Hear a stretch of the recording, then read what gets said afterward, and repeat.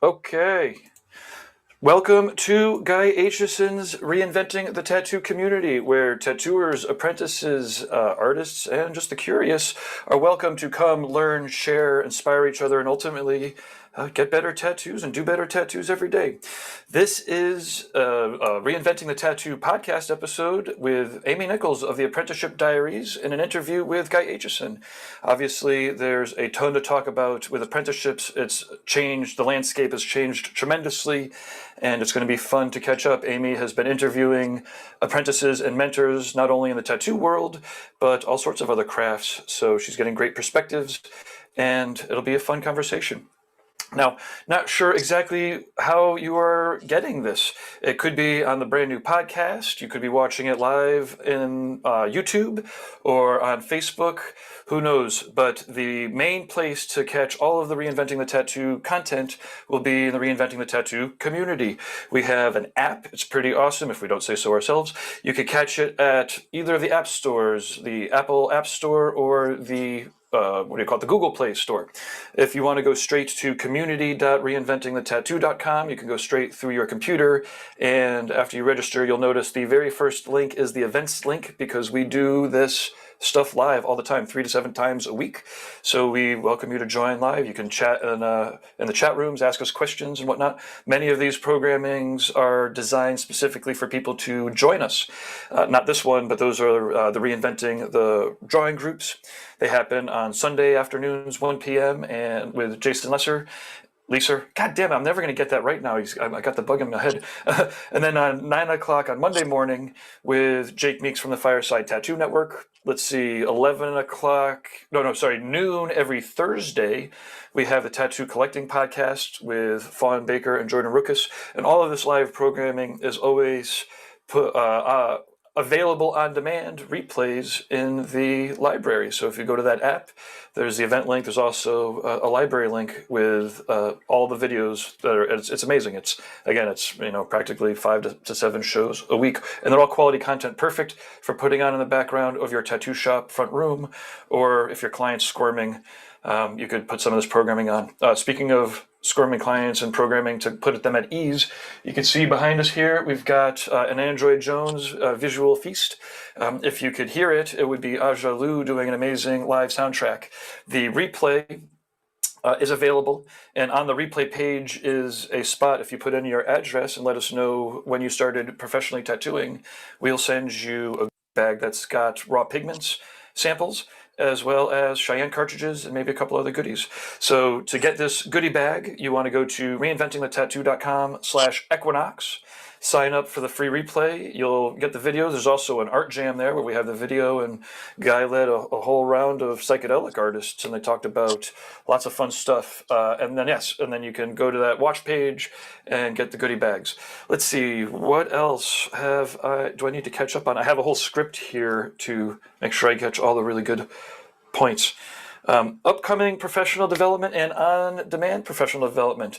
Every Monday at 9 o'clock, Guy Aitchison leads the Reinventing the Tattoo subscribers group, where people do homework through the course of the week that's based off of the Reinventing canon. It used to be the 3-ring binder, and then it was the book and the DVDs, and then it got online about 8 or 9 years ago, and now it's revamped in a brand new format that is like an educational online format. It's awesome. It's broken down into courses, all the videos are in all the right spots, and Guy leads Monday exercises every 9 o'clock. So when you post up your exercise homework, then he'll actually critique you, let you know his thoughts, and so will the rest of the Reinventing crew that meets every Monday at 9 o'clock. If you go to courses.reinventingthetattoo.com, you could sign up. It's $300 a year. It is absolutely well worth it, because again, you're getting to work alongside some amazing artists, and it doesn't make a difference what skill level you're at. There's a lot of great people in there. There's a lot of people that are just starting off, and sometimes Guy will show off some of his first tattoos and flash sets and stuff. It's great because it's very welcoming. You don't need to be, but inherently everyone's welcome. So let's see. So that's the Reinventing courses. We also have Andre Malcolm is doing a koi arm sleeve or koi sleeve design course. So if you want to see how he does it with, while he does it before your very eyes, Q&A. If you're drawing alongside him, then you'll get to a chance to get critiqued. This is happening in 2 or 3 weeks. If you go to courses.reinventingthetattoo.com, it's right there, Andre Malcolm's koi sleeve design class. We have replays. BJ Betts has a lettering class up there. Bob Tyrell's got an 11-hour black and gray portrait webinar. It's pretty awesome. Okay. Whew, almost there. Bear with me. Upcoming special live events. This Sunday at 8 o'clock, we have Tent Talk with Robert Shaw. And this week's guest is the unbelievable Penny Funk. So if you are a fan of tattoo history, you are absolutely not going to miss this. You could, again, catch some of the previous Tent Talks in those library folders. They're pretty awesome. They're bringing the history straight to us. It's awesome. Real world events. I'm going to cruise through these. We've got October, because we're in the middle of a pandemic and we don't actually have that many details.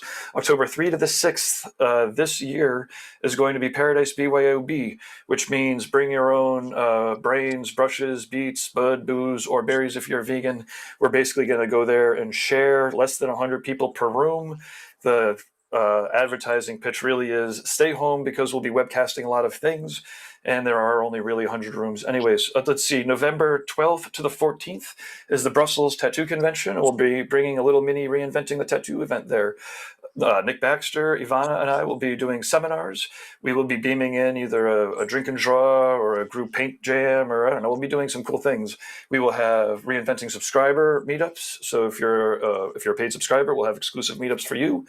And of course, we'll have at least one community Reinventing party where everyone's invited. And again, we'll be beaming back and forth and all around. It's going to be a lot of fun. November 12th to the 14th in Brussels. July, this is next year, so 2022 is going to be a save the date, July 8th to the 10th, 2022, not this year. I've been told not to talk about these dates until after this July is over, but we have to so that you save the dates. The Rock River Tattoo Art Expo is going to be in Rockford, Illinois. TattooArtExpo.com is the website, and if you go straight there, right now, while you're watching live, it'll be a little bit outdated info because I haven't edited it yet. But if you're watching this in the future, you'll be getting all of the latest info for the show. It's going to be pretty awesome. Guys going to lead up a Reinventing track. We'll also have like 60 tattooers or maybe more. We'll see. Beautiful resort on a river. Cliff Breakers is the resort name. In July, we'll be at the Rubber City Tattoo Festival. Tony Urbanic's running that. It's in... somewhere in Pennsylvania, I think. We'll have more details. This is all next year. Point being, we are starting to plan events. So if you are interested in having Reinventing beam into your event or sponsoring the channel or whatever, you can get a hold of us. Okay, speaking of sponsors, I want to let you know we've got Dermalize on board. We're very excited. Alex DePasse's, it's a healing wrap, and it's known as D-Lize Pro in the United States. And if you're still using a cling wrap that's not breathable, this Dermalize, it's great because it is actually designed to heal wounds. It's breathable. You want to make sure you watch the videos. They've got lots of videos about its application and how to use it, but it is a fantastic way to heal, and a lot of great artists use it. So we're pretty excited to be having them do some interviews with some of our amazing Dermalize artists. So yes, that's Dermalize, D-Lize Pro in the United States. Rawpigments.co are acrylic-free and vegan inks. You can make sure or rest assured knowing that they're getting their pigments really straight from one of the very few sources that exists. It's Raw Pigments. You will get samples of them if you do that reinventingthetattoo.com/equinox view page, and you fill out the forms. You can get some samples from them, and it's Cheyenne cartridges. Okay, let's see. Inkjet Stencils. If you go to inkjetstencils.com and you go to their catalog page, they have inks that you put into an Epson continuous ink printer and stencil paper that make for great stencils. You edit your images on the iPad and on the computer, and then you print out your stencils. It saves wear and tear on your hands, saves you a little bit of time, and saves you a little bit of money. Inkjetstencils.com. We're very happy they keep all of this programming available to you for free. Make sure you go to tattooeducation.com and GuyAitchsion.com. This is Guy's brainchild, and you want to check out the stuff that he has for sale and all of his paintings and shit. It's all pretty cool. And then lastly, I'm running TattooNow.com, technology for tattooers. You can shoot us a contact if you have any questions about technology. Okay, Fireside Tattoo Network and the Apprenticeship Diaries are our affiliates. I'm going to hop in the background. Let us know that this is working for you, and in the chat rooms. And then if you have any questions or whatever, put them in there. I will hop in maybe in the half-hour mark, or if there's a lull, or at the end if they're rolling, and make sure that you can get your questions answered. Okay, thank you. Whew. I'm going to hop in the background here. Thank you, Gabe, and thanks everyone for tuning in. Some of you are apprentices, some not. I remember my own apprenticeship vividly. It was one of the most important periods of my life. And, you know, every day, 33 some odd years later, when I'm tattooing, I think about things I learned then. So excited to have Amy Nicholls of the Apprenticeship Diaries joining us today. Hey, Amy. Hey, thanks for having me. I'm very excited. Just a little caveat, I play moments of interviewing in my head regularly of like where people are interviewing me, talking about ego. We were talking a little pre-show. So this is really awesome that I'm actually being interviewed. Outstanding. Well, you know, this is important stuff. It really is. And I think that people who are at the very beginnings of their careers, or maybe who are in the midst of a frustrating apprenticeship, can really benefit from hearing this stuff. And there's, of course, all kinds of different frustrating apprenticeships. There's very few that won't have at least some, right? I'm sure you had your own. Oh yeah.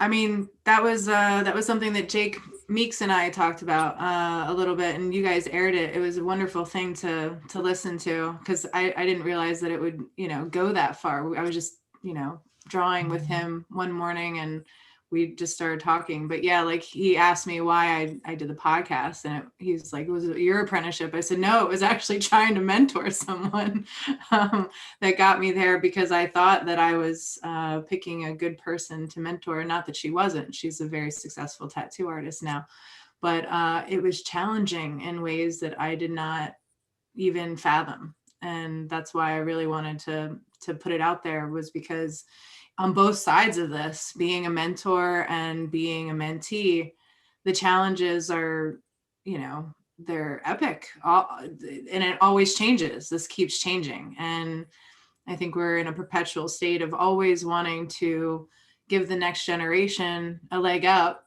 and knowing what is necessary and what's not necessary within that. And it's really hard to know what somebody needs and what somebody doesn't need, what's abusive, what isn't abusive.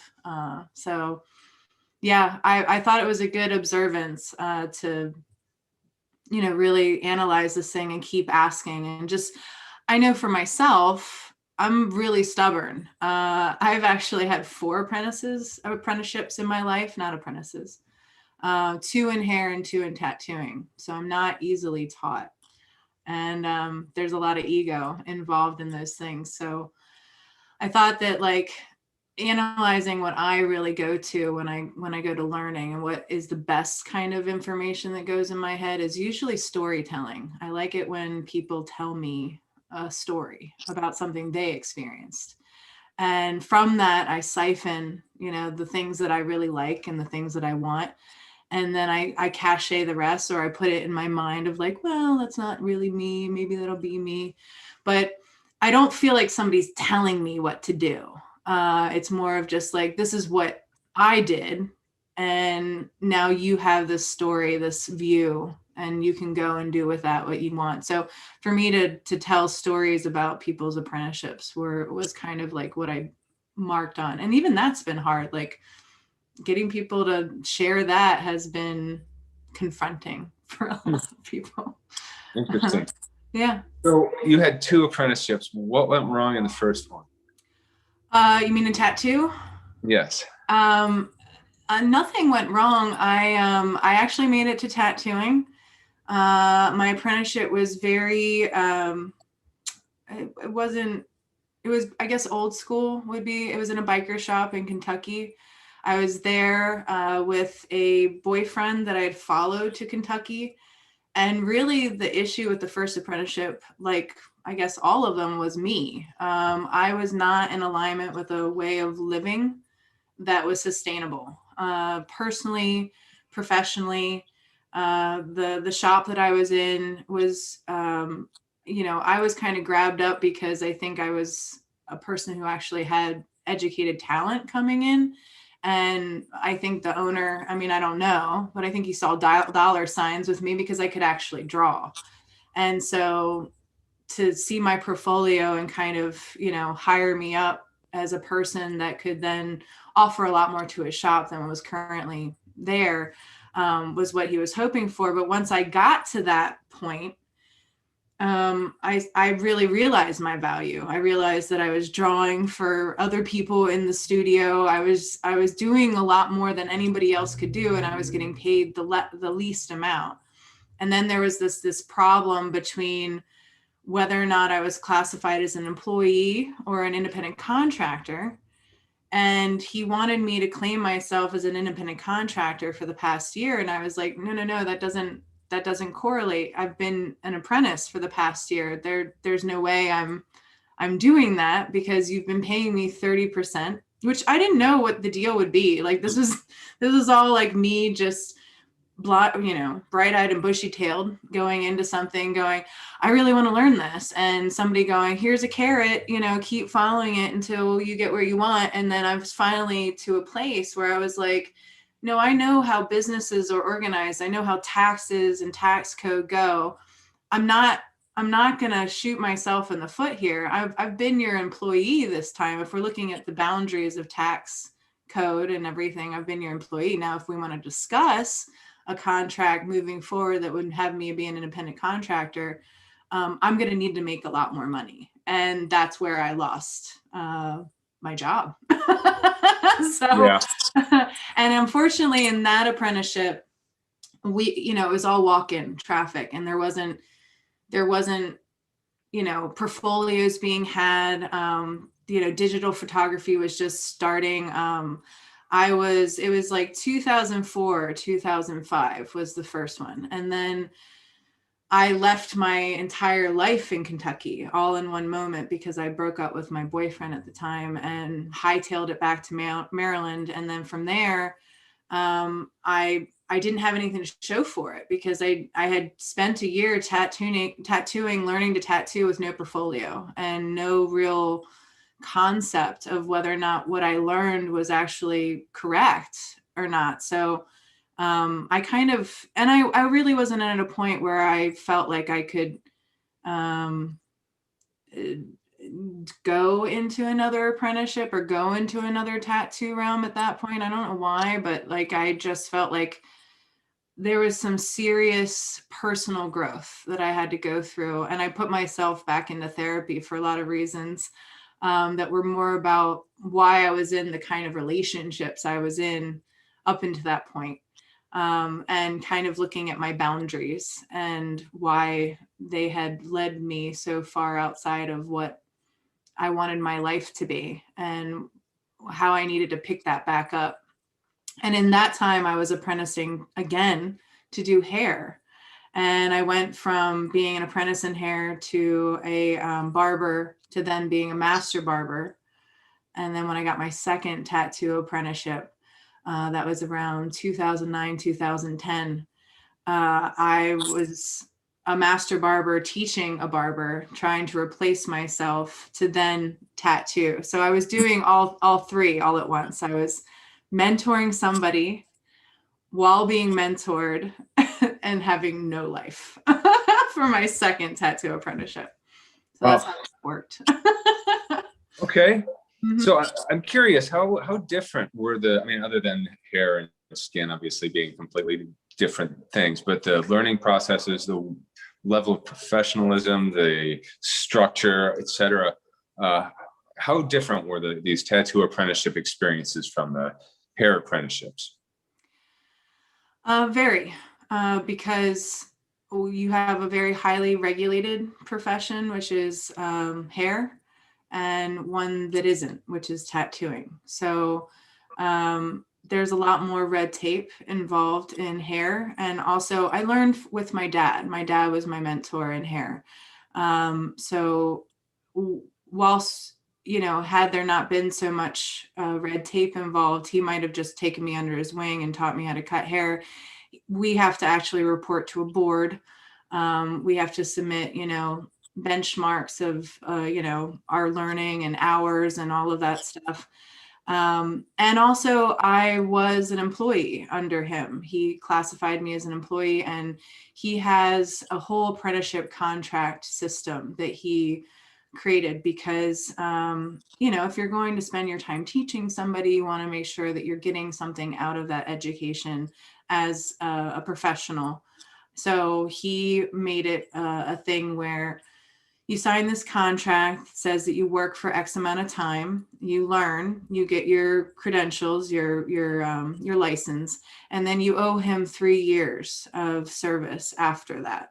That's actually the part of the apprenticeship contract. If you don't fulfill it at any point, whether you get your license or not, there is like a per week rate of money that will equivocate to if you don't fulfill the contract. So he paid me the entire time. I got paid a little over minimum wage the entire time that I was learning to do hair and building a clientele and all of that stuff. I mean, that was very correlated to tattooing. Like the apprenticeship itself, like having grassroots in-house direction from somebody that I then would be working with was very relatable.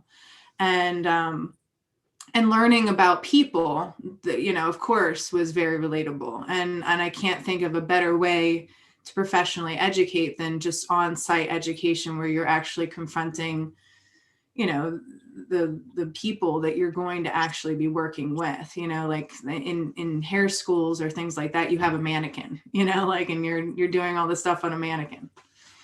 So well, here's another question in terms of comparing the two.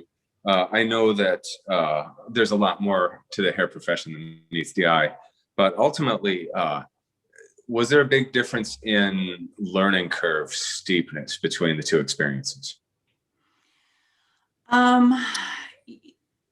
Yes and no. Well, for me, I feel like learning hair really got me over certain hurdles that I think a lot of artists coming fresh from just art as a background didn't have to go over. That regular performance that you have to have when you're meeting with the client, and the timing, you know, like you have to kind of understand how long something takes you to do and regulate the entire interaction as you're doing it, and making sure that everything's kept in alignment with the time that you have to execute things, and that you're kind of keeping yourself in the power position of the experience and taking a lot of the hits for your client and kind of guiding them through the whole thing to kind of create this experience that's awesome. That's something that I got over in hair, and needing to have that kind of dominance in that atmosphere is really important. That I don't think a lot of people, when they think about doing their artwork as a profession, they don't necessarily know how to stand by it sometimes and stand as a professional in that atmosphere and say, okay, I know you don't really know what's going on here, but I do know what's going on. And if you just, you know, if you just kind of walk into this knowing that I'm doing this intentionally to have a success here. Like one of the things that I used to say with my clients all the time was, let's us start this relationship knowing that I didn't get into hair to mess up yours. So let's start right there. I'm looking for the best. I'm gonna talk with you. You have to do consultations, except for they're a lot more quick than in tattooing. You kind of have to digest in like 5 minutes what this person wants, given any number of things they might tell you. Picture reference is definitely helpful. But yeah, all of that kind of stuff, like the consultation, the pace, the need, I would say more than tattooing, the need for you to be liked by your client is essential in hair, because it's about retention. It's not about a one-time performance. It's about multiple performances that happen 6 to 8 weeks. So that's kind of how you build your clientele. So you have to stay in their good favor. So it's a need for you to build on a very personal level with somebody and learn how to interact with them in a way that makes everybody feel really good. And that was something that was different than in tattooing. Whereas I saw in tattooing, I'm like, do you guys even like people? Like, I don't. I'll tell you what, though. I mean, I want to just reiterate something you just said is, I think that ultimately that is what our job is for, is to make people feel good about themselves. And that's what makes a tattoo session successful. The tattoo obviously needs to be very nice, but everything else has to happen too, because I can't tell you how many times I've had a multi-artist collector type come through and I'm looking at their collection like, wow, that piece there is really awesome. And you're like, yeah, man, he was a dick. You know what I mean? I know, right? They say. And so really that person didn't do their job, right? They didn't make them feel good. They made them feel tuned out or neglected or unimportant or insulted or something, right? So I feel fortunate that in my own apprenticeship, I learned from Bob Oslin, who had learned from Cliff Raven. I don't know if you're familiar with Cliff, but he was somebody who in the Chicago day, in the 60s and 70s, had people traveling for bodysuits. And there wasn't a lot of that going on back then, right? And so he really had the idea of, I want to make you comfortable. I want to somehow get you to sit through these multiple days. This is not going to be let's see how big your manhood is. He was thinking differently. And so he passed that on to Bob, who passed that on to me. And I can't tell you how much that has served me just as a professional to not be thinking like, sit down, shut up. But, I want the person to know. And I've tried to learn to see the signs when someone's uncomfortable and adjust accordingly and occasionally check in with them and say, hey, let's try a couple different angles on this armrest now and tell me which one feels best. Instead of asking them, is this okay? Yeah. Right? I'd like to try some adjustments. Tell me which one you like the most. Little things like that. And this keeps them coming back. And so you're talking about in the hair profession, you're nurturing a lasting relationship. That's the idea. And this is something I believe that Michelle and I have both succeeded at, in that we're tattooing the same people across 2 and 3 decades. Now they're bringing their adult children to get tattooed. That's not just because of good tattooing, No, it's true. And that's something that I feel like I brought, actually, if I'm looking at it and I'm giving myself credit, which I tend to do more than probably people would feel comfortable with. I really try to know my value, because we have to sell ourselves and it's important for us to know that. So not kind of whitewashing a lot of the things that I know I'm bringing to the table that not a lot of people are bringing to it. But I do think that I brought that a little bit to, if not a lot, to my mentor. And my second apprenticeship was just kind of like, hey, I'm coming from this world where we're about this, we're about cultivating this experience and this relationship. And what I'm seeing here in the tattoo, right, like this is not how you treat people. Like if you really want to work with people, this isn't how you treat people. And I feel like that I helped integrate that a little bit more in the mind of my boss and my mentor at that time. And it really helped, I think, evolve Tattooed Heart Studios into what it is now, which is a great place to get tattooed. I'm no longer working there anymore. And I think my timeline there ended the way it should have.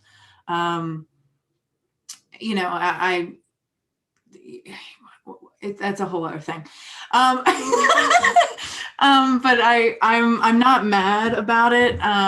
There's a lot of personal stuff because of how long I worked there that I care about, but I'm very grateful for that time. But I do think that that's something that I brought into it, was this awareness of like, hey, well, just to give an example within hair, it's about 60% that you know how to cut a good head of hair, and then 40% is you. And I've noticed that just in being in a salon and watching everybody and watching the clients that they have and why their clients come to them. And everybody had the different client.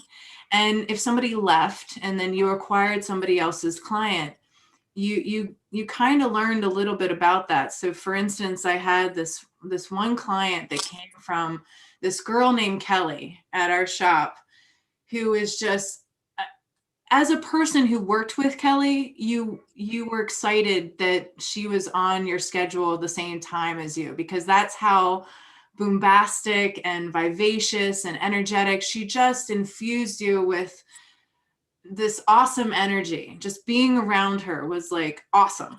Well, she left our salon and I acquired some of her people, and I'm like going through their hair and I'm like, your hair is uneven here. What's going on there? They're like, oh, I thought so. Well, yeah, clean that up and stuff. And I cut it the way I know to cut hair.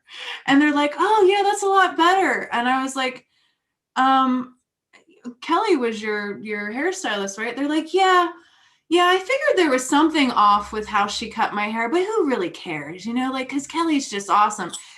This person had for years gotten their hair cut unevenly by Kelly just because they didn't care. They didn't care that one side of their hair was off, not even enough to say it and make it a point of their interaction and pay for a haircut. They just loved Kelly. And I got it. I was like, oh, this is not even necessarily about getting a good haircut for you. This is just about getting something that you know you're willing to pay for and that you love every single time you come. And that's what it's really about. And I learned something about sales within that too, is that people they're not hunting the best product. They're not. They're hunting an assurance that they're going to get what they are told they're going to get.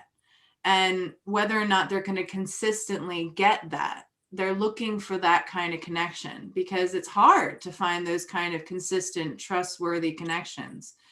And you're right. When you see an awesome tattoo and you say, oh, that's awesome, and the first thing the person says is, oh yeah, he was a dick. That is a huge, it makes my heart hurt that was the case, you know? Yeah. Wasted opportunity, you know? Yeah. If the experience had been good along with the tattoo being good, it would have been, you know, a number one, right? Yeah. So in the course of podcasting, we've interviewed a lot of people about their apprenticeships. And, you know, of course, people offer apprenticeships for all kinds of different reasons, right? I think that, you know, there's actually probably a few distinct categories of reasons. There's the people that love to surround themselves with apprentices, right?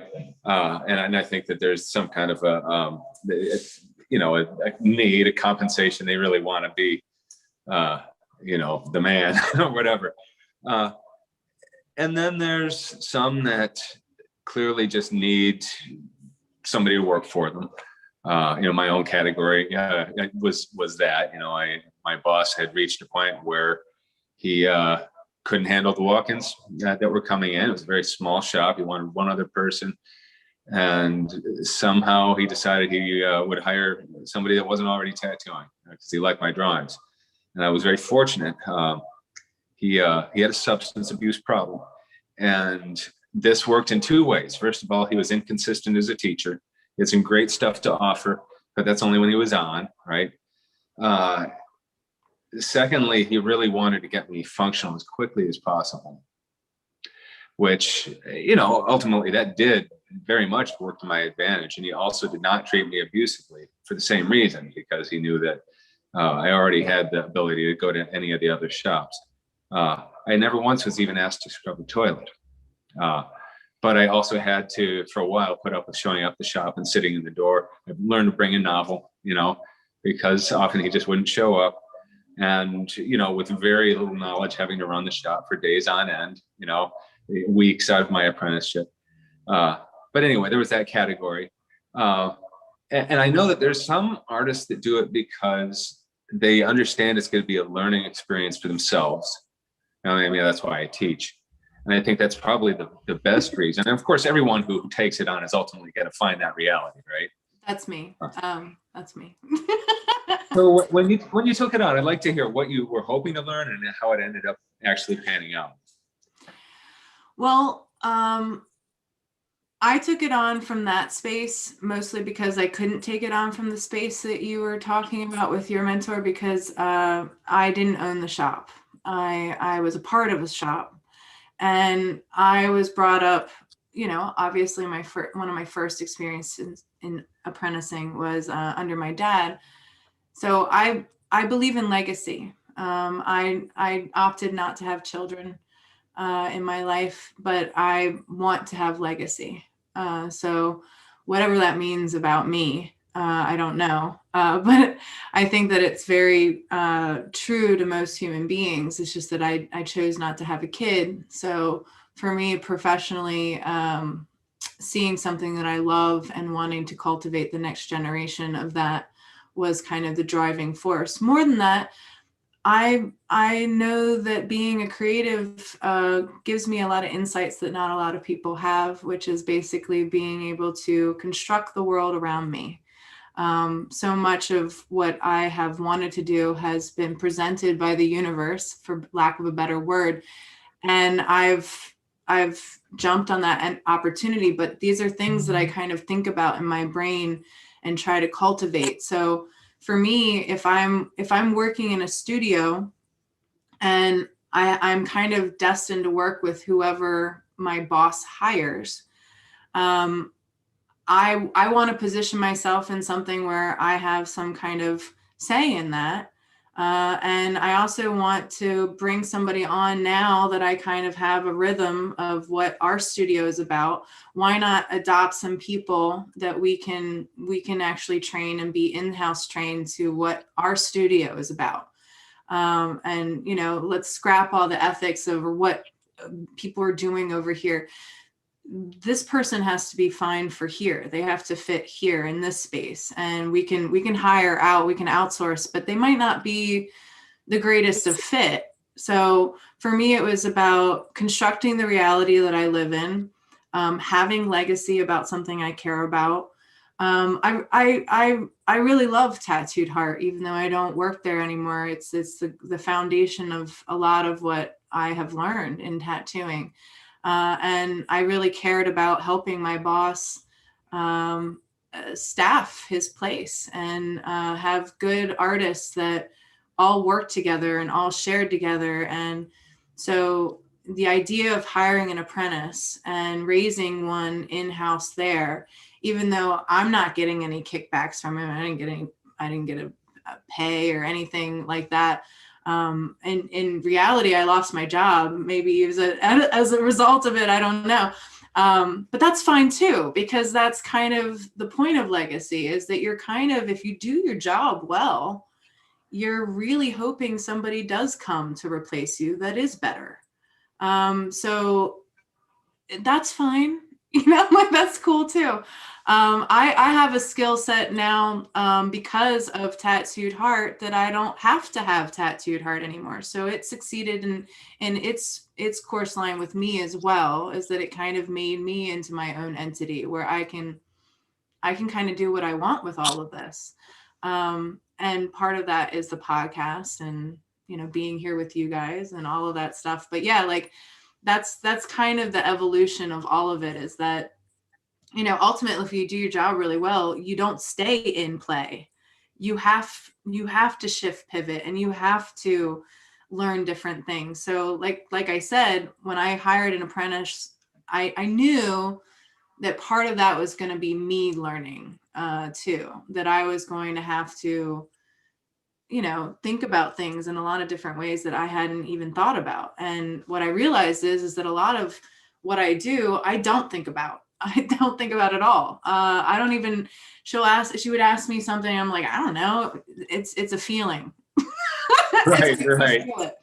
But, you know, it's tricky when you have to put this stuff into words, right? And, you know, I can't tell you how many times I've been in the middle of a seminar explaining something and suddenly kind of ran out. It's like, maybe I don't actually know. I've had to say that out loud. Yeah. And talk about, whatever assumptions might be happening here and that kind of thing. Because it's important for people to understand, especially when it comes to art, that it's a very subjective process, and it's not an exact science. And a lot of it is about figuring out what your intentions and motivations are, and crafting art that fits that. Yep. Well, and there are minimal rules and guidelines, like you stress, the fit, the flow, things like that are color dynamics. These are things that are core to just any good art. Like if you have a good piece of music and you have somebody who really knows, all the different ways to craft music, how to write it and all this stuff, they could probably bullet point for you why it is something that resonates with so many people, that makes it good. But you can very easily just stumble onto all those things too. So there are people who have like this natural talent for something that they don't even know half the reasons why it's good. You can sit there and be like, oh, it's this and this and this and this and this and this. And they're like, oh crap. I mean, I'll do it even with like going back to some of the stuff that when I was learning and look at it and remember how I felt when I was doing it, and know that I felt like crap, like I was failing the whole time. And then now look at it and go, wow, this is really good. Like I did something here that was actually really cool. But you need that time. At the time, it's hard not to have much higher expectations of ourselves. And, we know other people didn't start out perfect, but we expect maybe we'll be the Jedi that, is born into this, and, that our early efforts are going to just look wonderful. And it doesn't turn out that way usually. And it really does take a certain resilience. And I'm sure people quit early on just because they're not meeting their own expectations or comparing themselves to others, and making false comparisons that keep them from seeing their own progress. I can tell you what helped me there was that I have never been cool in my entire life. I was unpopular as a kid. I was into a bunch of stuff that a lot of people didn't find fun or entertaining. Half of the stuff that other kids found fun, I felt was a bad use of time, or was dangerous, or was just not something I was interested in. And I've just never been cool. And I think that's really helped me too, is that I've kind of leaned hard into being a nerd and over analytical and a little too soapboxy for some people's, wants, or just people being like, you need to understand that most people are not like that. And I'm like, no, I do understand that. I'm full steam ahead. This bus is rolling and you can jump on or off. But I've never really cared about what other people, at least at this point in my life, and especially throughout learning, I got really defensive when people would overly try to push my face in my own shit. Because I was like, dude, like what the, of course I'm gonna suck right now. I'm starting out. Like, could you give me a break? Like, I remember one thing my boss said when I asked him a really stupid question. It was about like, he wanted me to go for something. And he's like, go to Target. And apparently a Target was just like right across the street, and it was like adjacent. And of course it has a Target on it, but I was so like focused on just getting to work and going. And because it was before the Target, I didn't look up past that. Like I just went to work. So I sit there and I go, well, where's the Target? And my boss looked at me and he was like, are you fucking kidding me right now? You're asking me, it's got a Target on it. Like, you don't know where Target is? He's like, I could fire you. And I just lashed back. I said, well, yeah, you could, but you'd be the first. Because I look, I'm not going to be upset at myself because I asked a dumb question. Okay, clearly the Target's right over there. Now I know. But like, dude, I'm here. I wasn't getting paid. I was standing over him. I was working a full-time job, trying to be a mentor to a whole other person, coming here. He's asking me to go get some shit that is not even tattoo related at Target. And I ask him where the target is and he says he can fire me. And I'm like, look, dude, cool. Fire me then. Like, cause I'm here, so I asked you a dumb question. Okay. Like, get over it. So I'd love to hear a few stories from the people you've interviewed. Like, for example, what are some of the dumbest reasons or more interesting reasons you've heard for people having their apprenticeships terminated? Having their apprenticeships terminated. Oh, well, I mean, I know of a couple from my personal experience, just having watched it. We had this one girl that she just couldn't. I think a lot of it was just she needed to teach herself. She really wasn't. She wasn't kind of cool with a lot of coaching. Like the information just wasn't going to go in. And like, for example, she'd be sitting there watching YouTube videos of people doing black and gray portraits. Okay. And then I was like, why are you watching this? And I'm not her mentor, but I just wanted to ask her, like, why are you watching this? She goes, oh, I really want to do black and gray portraits. I said, well, how many portraits do you actually do? Like a longhand, like, have you drawn a portrait? Well, no. Okay, well, you got to start there first. You know, like you can't just jump right into doing black and gray portraits. I was like, well, what happens if like your stencil, like you lose your stencil? That happens all the time. What happens then? You know, because if I lose my stencil, I have the art skills to make up the difference there. Like I know how to do portraits. I've done portraits, you know, so show me a portfolio that shows me that you are moving towards portraiture, but you can't just sit here in front of a YouTube screen and think that by watching somebody do portraits, you're somehow going to know how to do a portrait. Yeah, I think that there's this mistaken thought among some people that drawing or art skills and tattoo skills are two independent skill sets. And really they have no idea. I mean, you can have a fairly basic skill set for tattooing and have stellar drawing skills, and you can do some very nice tattooing. You know what I mean?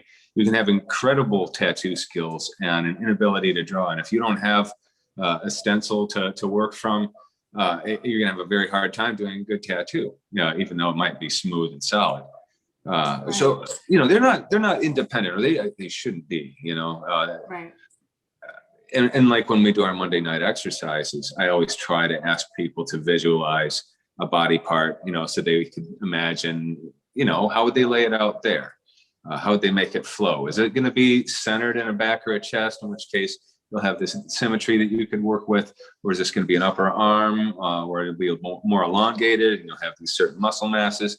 You know, sometimes we keep it pretty general, and I'll say this is going to be like a 3/4 kind of view body part, either side of a thigh or rib panel, you know, because that's different from a front or a back. And I don't know. I mean, this is just a habit I've gotten into. Even when I'm just painting on canvas for the sake of painting, I'm always kind of flowing the way I would if I were designing for the skin. So the less they think of them independently, I think the better, you know? So when they're practicing drawing portraits on paper, they're practicing tattooing portraits. Mm-hmm. No, totally. And honestly, through Gabe and you and all of these things that you guys have put on together since I was an apprentice, because that was one of the things that I experienced. So this is a little story. So my boss and the people that I worked with knew about Tattoo Now and, you know, reinventing the tattoo. I think one of them even has your book, Guy, when it was a book. And the Paradise events and tattoo conventions that got put on, we actually went. And so I went to one of the first, I don't know if it was one of the first, but it was a Jiminy Peak art gathering through Paradise Art Gathering. And because I had such an extensive history in formal art education, because I dropped out of MICA, which is the Maryland Institute College of Art. And I went to a magnet school before that for art. So I had a very deep knowledge of formal art education.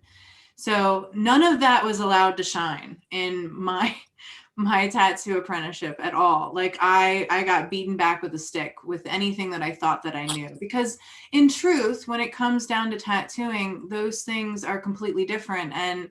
And you do have to kind of become a baby again in your experience when you're learning to tattoo, and you do have to eventually fuse those things together once you're to that point.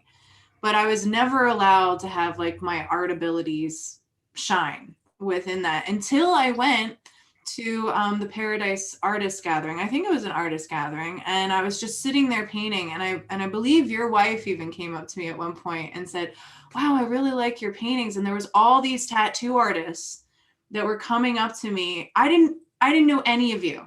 I had no idea about any of you, and it was pissing my boss off and all of the other people, because I was getting seen in this space where I could finally shine. And I was so locked in. I had Busta Rhymes on repeat. I didn't leave the fucking art room. I made like 6 paintings that weekend.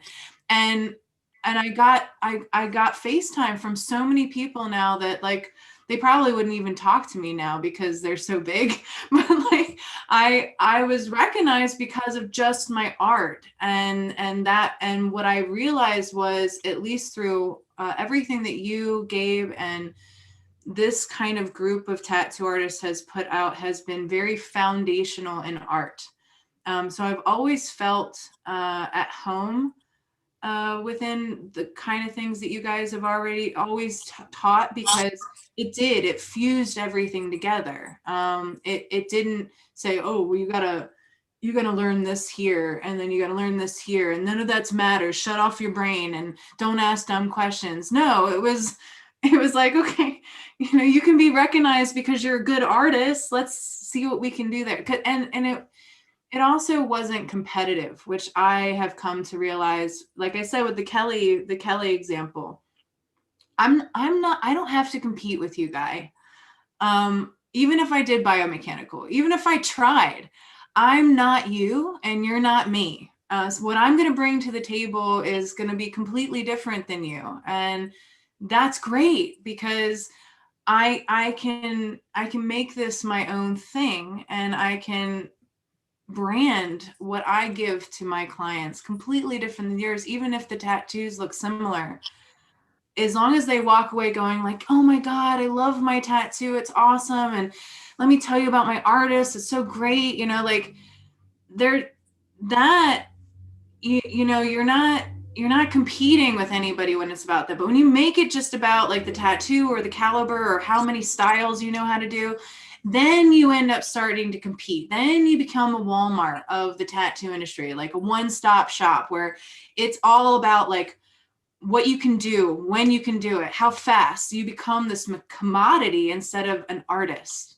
And when people, I think, buy into art, they're buying into a lot of things. They're buying into an experience. They're taking a break from their everyday life, and they kind of want to be a part of something different and special, and all of those things. And I don't know, just every time I've been in this space with these kind of creatives and the reinventing the tattoo crowd, I've seen a collaboration. I've seen the want to share ideas and not exclude, and how can we deliver more to people and let them pick up what they do and what they don't want to. And it's not been pushy. It's been very, come ask, we'll tell you what we got, but it hasn't been nasty. And I did experience a lot of just, maybe my ego needed it. I'm fine with that. Like,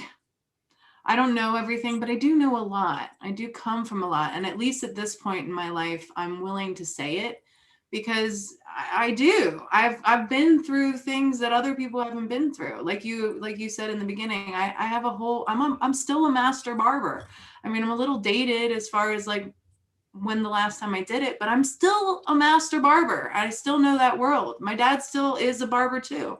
And I come from a small business family. Like I have a lot of insights that I came to the table with, that it's weird to me that I would have to benchmark that and shut the fuck up. That's weird. And whenever I see that on Facebook groups where people are like, shut up to the apprentice, you don't know anything. I'm like, whoa, whoa, whoa. This looks to be a person in like their 30s. I'm pretty sure they know something. Like they can comment, like, you know, they've already said they're apprentice. So they've already stated their line of knowledge here, but don't assume they don't have anything else to give. Like that's silly. And it's not really a good thing to do as a leader, I think, because well, you know, stifling questions or, you know, a questioning mindset is only serves the purpose of stroking the egos of people in the ivory towers, right? Mm-hmm. And being open to, you know, that kind of query or that kind of, you know, polite challenging from, you know, like when people ask you, you know, exactly why are you doing it? Or how long will that last? Or have you seen how that would age? Or, you know, things like that. It might sound a little bit like you're being challenged, and not everybody's going to take that very well. And, you know, there's a difference between that and a troll comment, right? And, you know, there's a fine line there, but it really has to do with intention. And you can always tell, you know, the troll comments come from either anonymous, you know, profiles or just some dude that flexes a lot and doesn't have any tattoo work of his own that he has to show. And, you know, that's intended to rip people down, you know, where when someone who's an apprentice who might know less is asking questions, they might not be trying to question you. They might just be questioning the subject. There's a big difference. Yeah, no, totally. Absolutely. And I actually did, I did walk away from a lot of good information, and not entirely. I mean, I think he thinks I walked away from more than I did, but there is a tattoo artist. He's very good, Paul Natale. Our friendship ended just because we didn't work well together. But the information that he tried to give me was always very sound. And in reflection, I'm kind of sad that I didn't respond to that as well as I should have. But there was always this competition, at least between him and I, because he had, like you said, casted away the ivory tower institutions long ago, and his foundation came grassroots from tattooing. And so his experience was like 12 years at the time, deep in tattoo culture. And he really, really, really got angry with me when I would stand behind what I knew from my own education and my own experience, which was vastly different. And so there was just this clash of like not respecting each other and not respecting where we came from, that I think made it very challenging for us to listen to one another at all. And of course, because he was a senior tattoo artist, I was supposed to be the little, you know, gracious, you know, humble, and I'm not that. I'm just not that fucking person. I'm not in any kind of way. I'm like the freedom fighter, like you can't tell me what to do kind of person. And I'm not willing to just cachet everything that I at least think I know. So I remembered all of that. Like when I was teaching somebody, I remembered all of that. And I said, look, you know, you're a fortified adult in your own respect. You have your own credentials, and, you know, the goal for me is that I'm not going to unnecessarily haze you or do anything that is out of an alignment with making you a successful tattoo artist. That's key for me. The stuff that Paul gave me was about being a better tattoo artist than I was at the time, and telling me about some things that were about tattoo longevity, like you brought up. Like he was always yelling at me, more black, you need more black. And of course his work is so black and so not what I did that I couldn't even listen to that. And I needed to listen to that because my work did need more black, and I saw it come back to me later. But the thing that Paul didn't get, that I did get was that I do see, and I don't know if this is the case with Paul or not, but I felt like my client relationship was so good that I've seen a lot of that work come back. And a lot of the ones that I'm like, oh, I know that needs more black now. I'll ask the person, hey, I'll for free, I'll go back into it. I really will. I kind of want to do this for you because I didn't have certain knowledge then. And they'll look at me and they'll go, oh no, I don't want you to touch it. Like I love this. Like, I love this.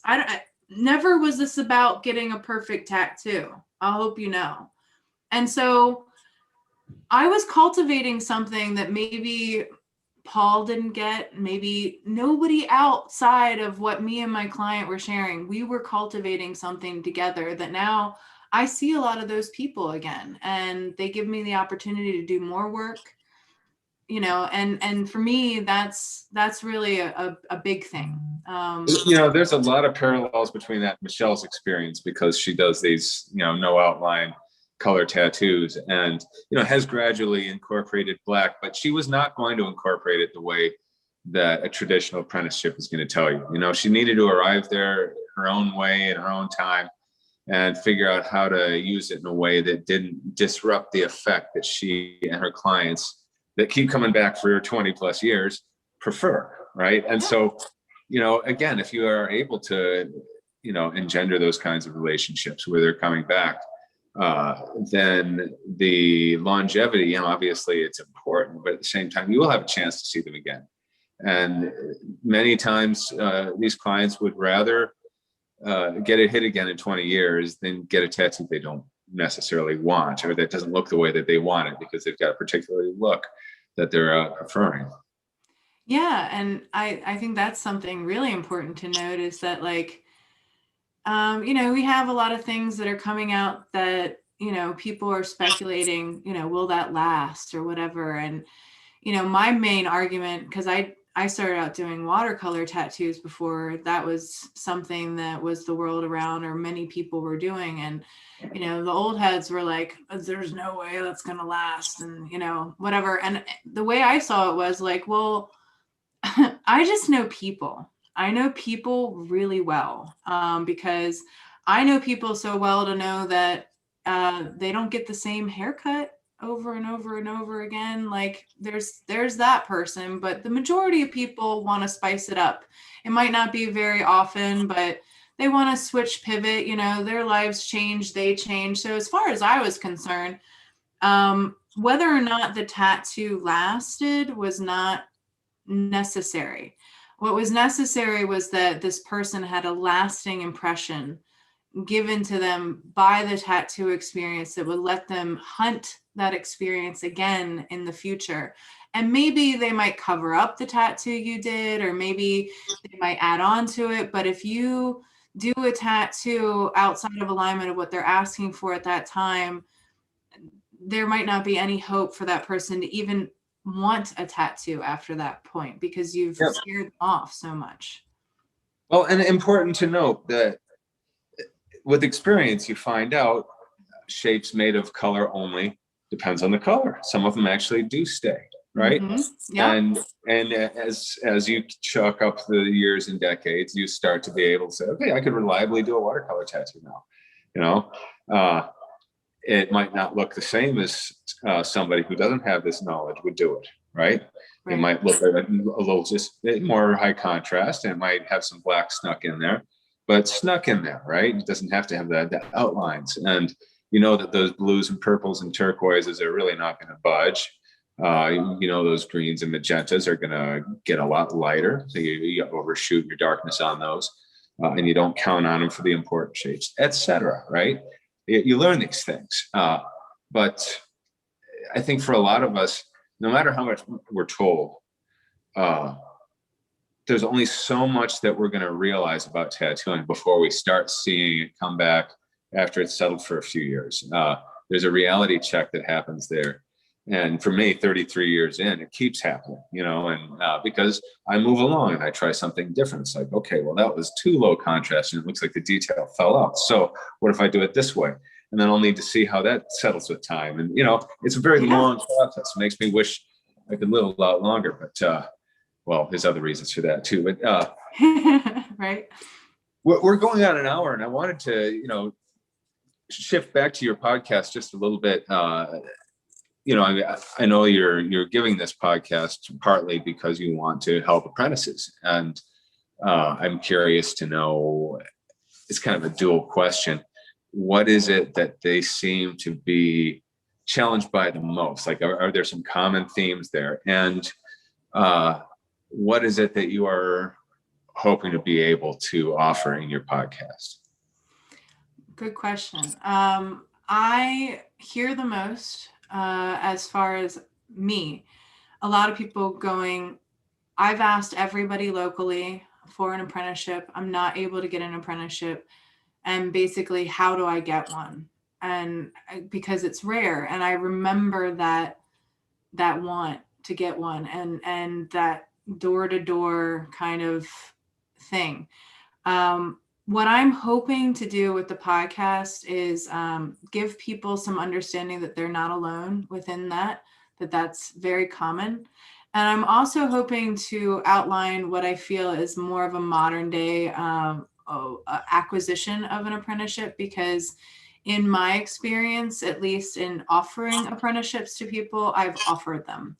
And you have to kind of put yourself out there as an attractive offer for people to, I feel at this point, be willing to take their time and energy teaching you something. One of the things that I think is necessary is more of a online presence today than ever was before.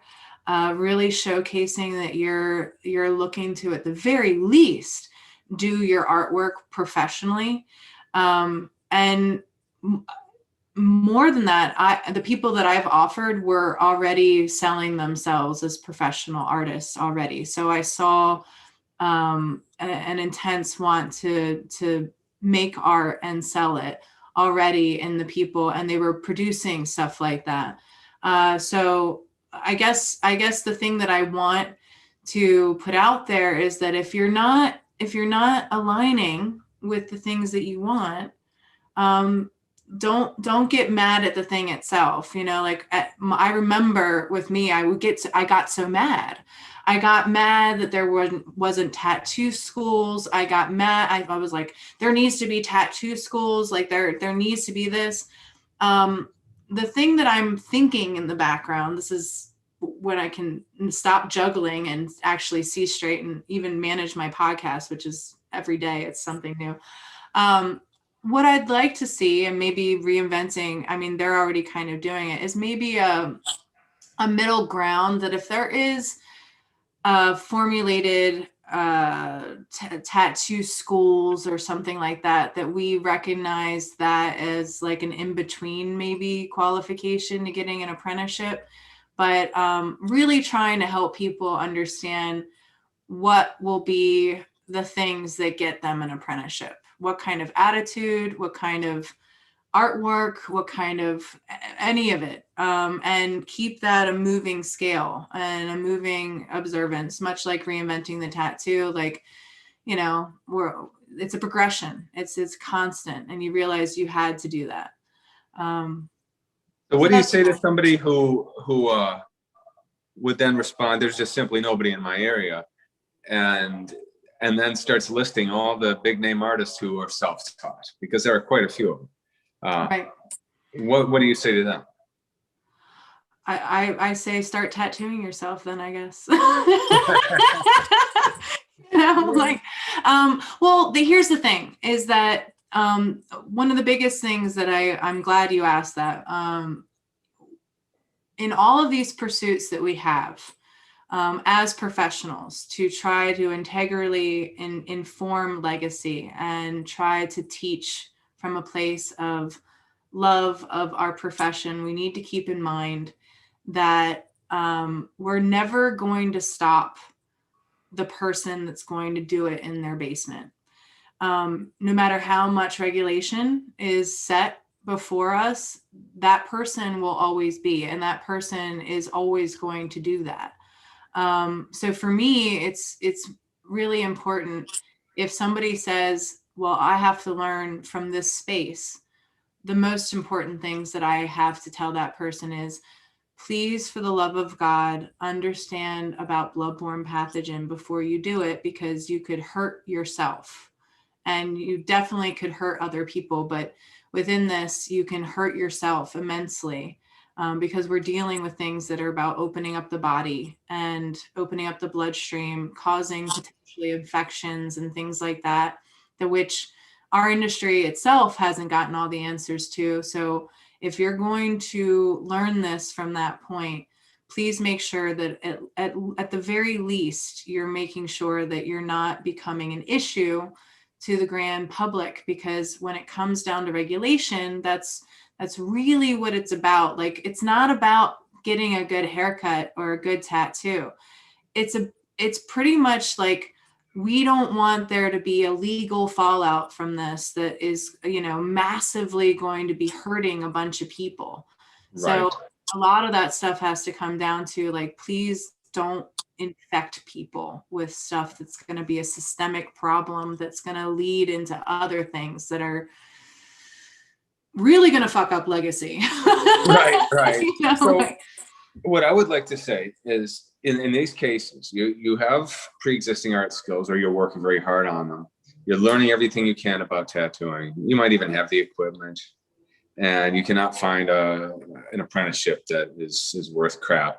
Let's say you can't move because your ex and their kid are in town or whatever. Okay. So that, in fact, I know of this exact situation, many cases of it. And so there you are, right? And you're learning on your own. What I recommend is try as hard as you can to develop connections with other artists, locally if possible. For example, Steve Butcher, he's self-taught, but he ended up finding a couple of artists in New Zealand that would critique his work, would give him honest answers, were interested in seeing how he would develop and would comment. That's really important. If you can afford it at all, try to either get to a convention or go to an artist that you admire and get tattooed by them. You'd be surprised at what you might be able to get out of that experience besides just getting tattooed. Bring your portfolio. Be prepared to tell them about what you're struggling with, the fact that you can't find an apprenticeship, whether or not you're willing to relocate. Maybe not start the conversation with that. Wait until they at least have enough time with you to know that they like you.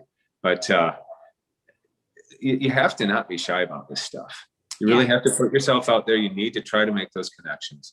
And I hate to say this, you will get attention from somebody if you are paying them $800 for a tattoo, right? You're going to have some hours of their time, right?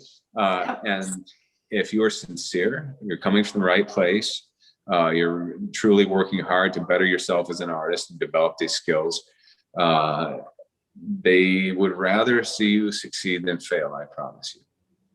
No, I think that's great insight.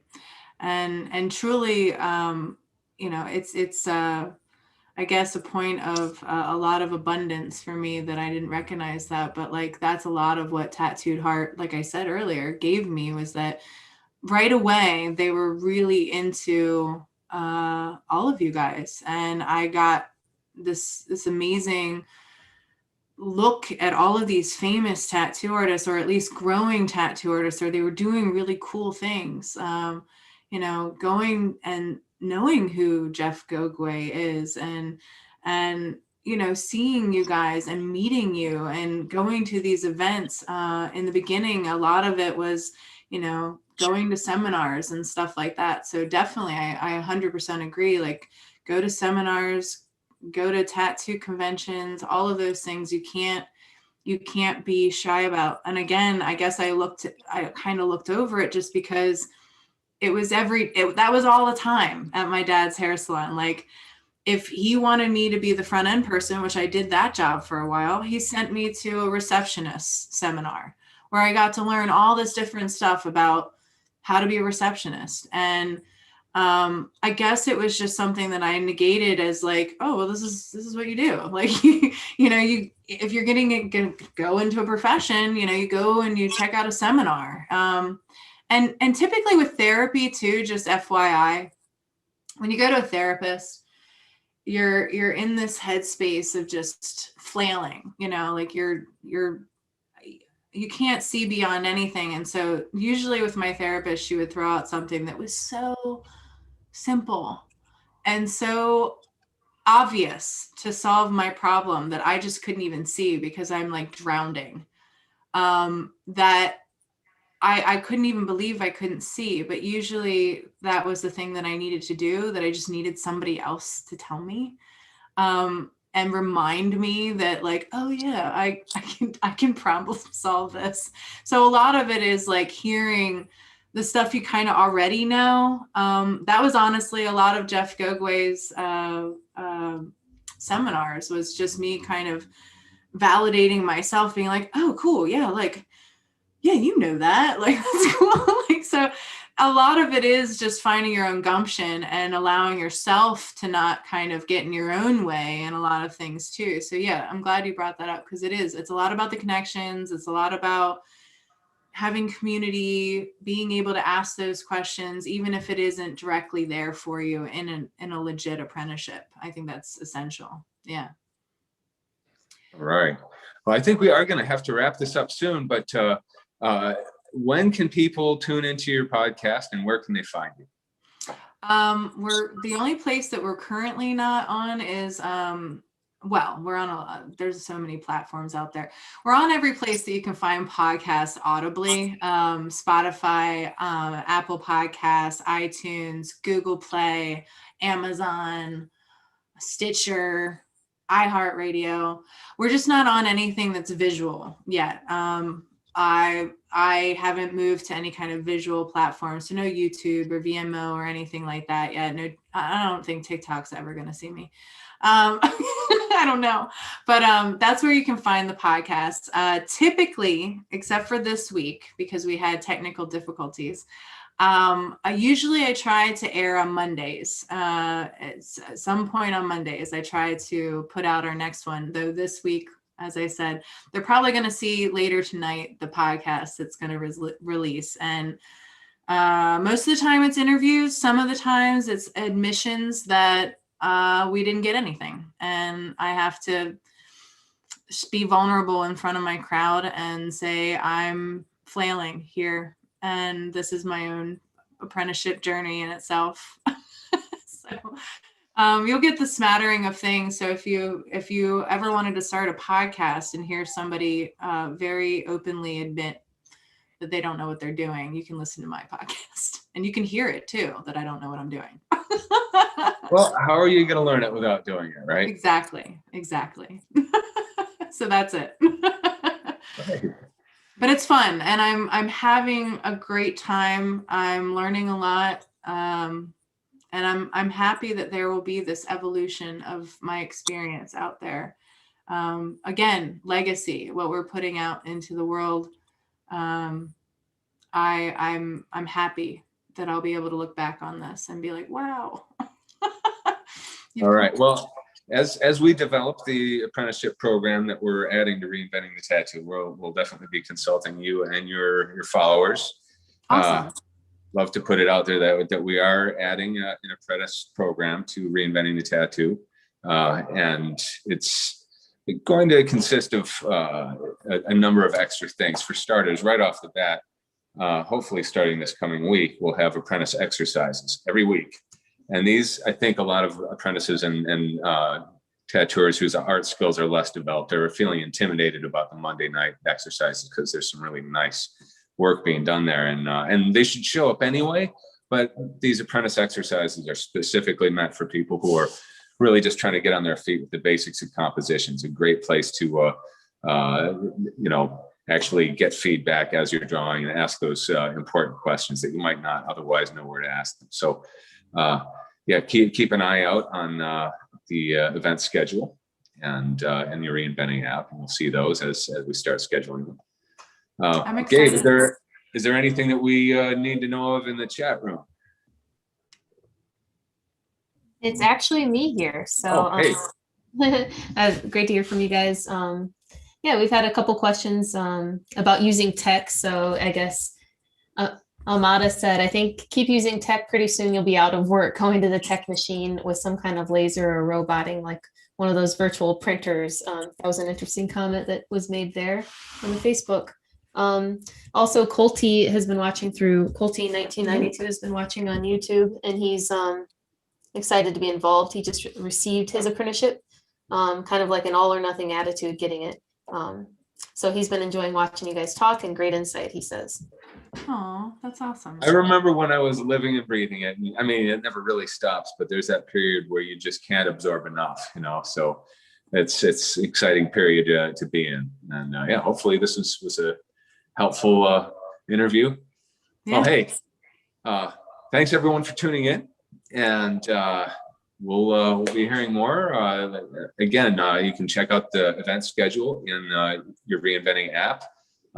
It's the first button, and that app is free at the Reinventing the Tattoo, either at the App Store or at the Google Play Store.